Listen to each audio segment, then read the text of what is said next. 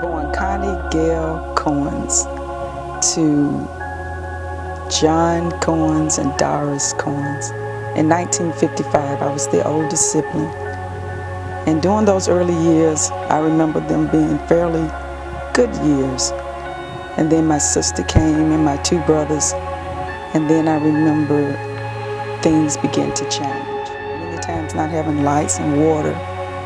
And I remember my mother used to boil water and put them in jars and put them at the bottom of the bed and wrap us up in big heavy blankets in the wintertime because we were very cold. And I also remember sitting by the fireplace to get warm because she could no longer pay the heating bill. And even the rats sitting there getting warm with us. I often joke about that when I tell my kids.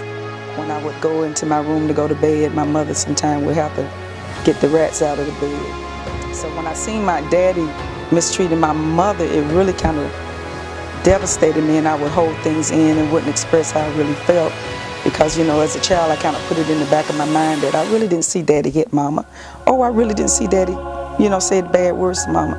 Oh, I really didn't see daddy knock mama down. So I would just play a little game in my mind and pretend like it didn't happen.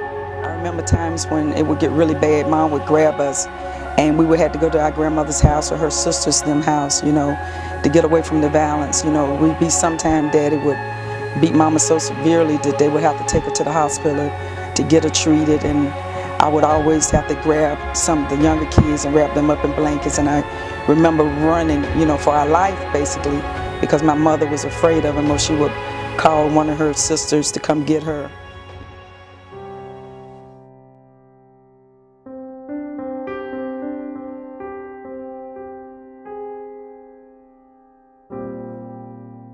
But it wasn't long after that I got a call when I was in high school. I was in the 10th grade and I was babysitting for one of our family friends, and I got a call shortly after they left, and they came back and told me that my mother had been shot.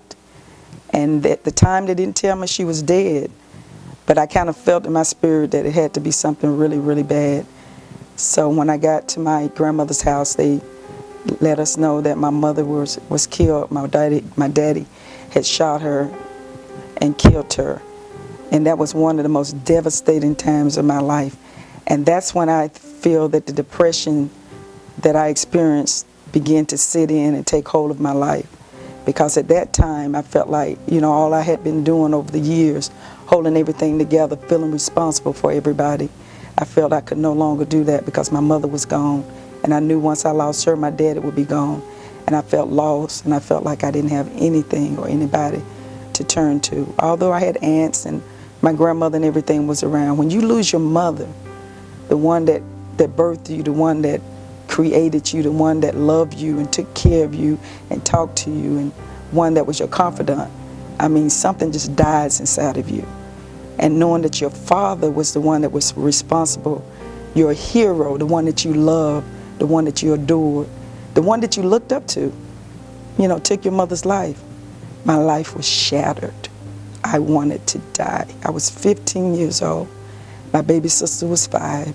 And at that time, of course, we were all split up into different homes. And that's where the downward spiral began in my life.